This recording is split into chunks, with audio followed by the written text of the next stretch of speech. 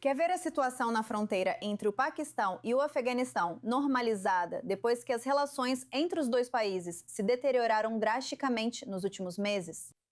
Rússia já se ofereceu antes para mediar, pois a instabilidade na fronteira pode ameaçar importantes corredores econômicos.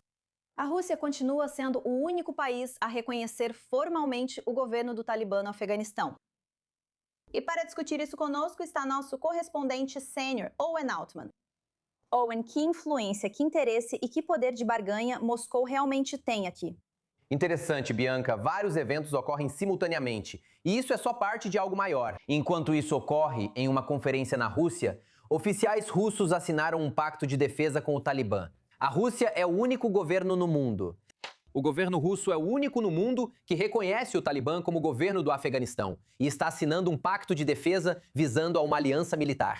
Parte da imprensa europeia, Bianca, já questiona se, assim como soldados norte-coreanos lutaram com a Rússia na guerra da Ucrânia, combatentes do Talibã também poderiam lutar ao lado russo nesse conflito. Essa é a motivação da Rússia para o pacto de defesa com o Talibã? Mas pode haver outra razão.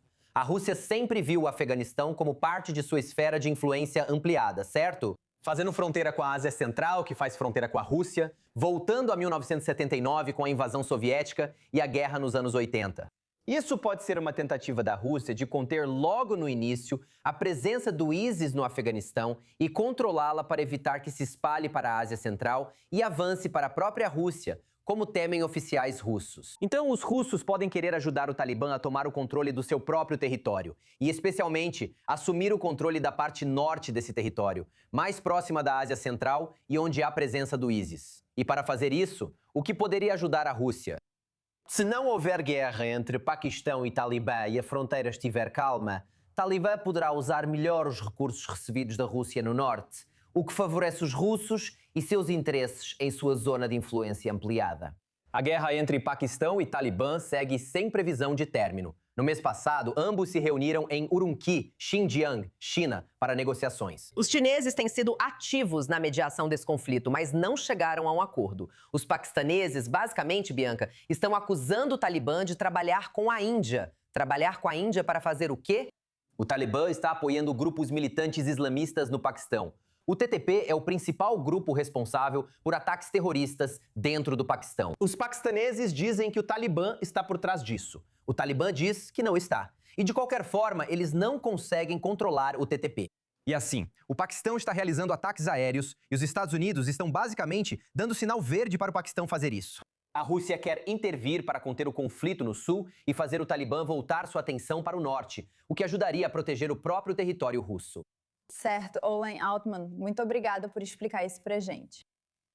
E ainda falando do Afeganistão, o país está enfrentando níveis recordes de fome. Mais de 4,7 milhões de pessoas, isso é mais de 1/10 da população do país, estão à beira da fome extrema. Segundo a ONU, 3 em cada 4 pessoas não conseguem suprir necessidades básicas. Nas áreas mais atingidas, como a província de Hawar, histórias de pais enfrentando a escolha horrível de deixar seus filhos morrerem de fome ou vender uma de suas filhas em casamento para garantir a sobrevivência da família são, infelizmente, cada vez mais comuns.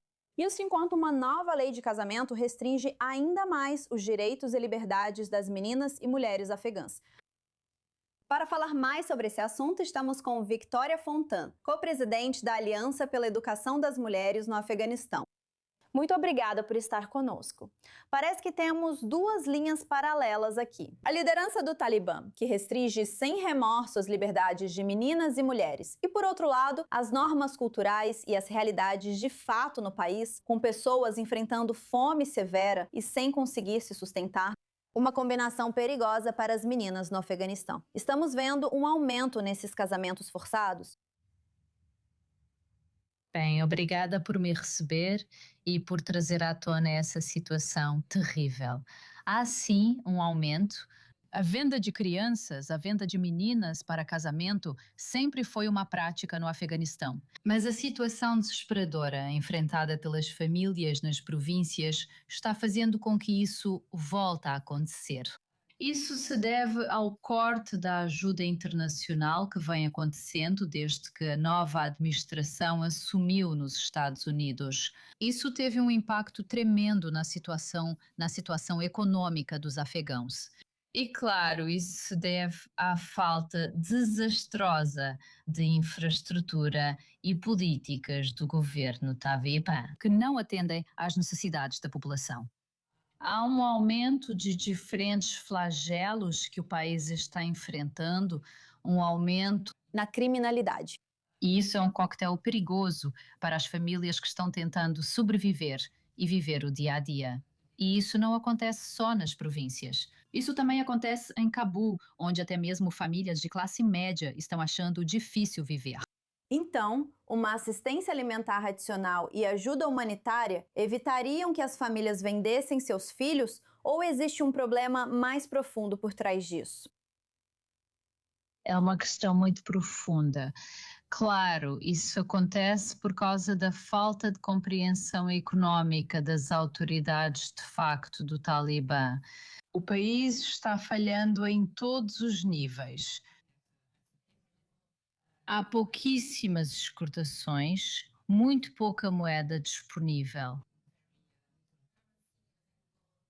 E agora os afegãos estão vivendo de remessas enviadas por familiares do exterior. Então, com a economia parada, o fato de que metade da população, mais da metade da população, não pode trabalhar, porque as mulheres não podem estudar, mas também não podem trabalhar, Isso está criando essa situação econômica difícil.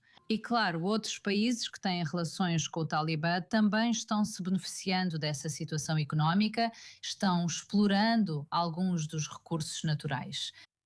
Estou falando da China aqui. E pelo fato de o Talibã não estar negociando seus recursos naturais de forma inteligente o suficiente, isso significa, claro, que a economia está parada. Então, realmente, é uma tempestade perfeita para os afegãos neste momento. E isso não está melhorando. Vou te dar apenas um exemplo.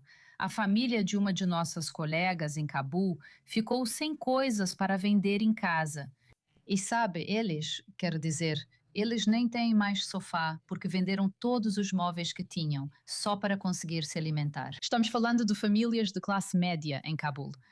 Isso é difícil de ouvir. Essas histórias partem o coração, mas o que a comunidade internacional e as organizações de direitos humanos podem fazer? Existe alguma maneira de ajudar a melhorar a situação? Sim. Bem, eu diria, acho que a comunidade internacional deveria pressionar mais o governo para incluir diferentes partes da população, para educar as mulheres, para permitir que elas trabalhem. E se a economia melhorasse, é claro, isso mudaria a situação de muitos. Então, eu acho que, sabe, mais pressão da comunidade internacional é extremamente importante. E também não reconhecer esse governo, mas impor condições para o reconhecimento. E as condições, claro, seriam para que diferentes partes da população fossem incluídas e para os recursos naturais do país. Tudo bem, Victoria Fontan, perdemos você no final, mas muito obrigada pela sua contribuição e por lançar luz sobre essa questão realmente difícil.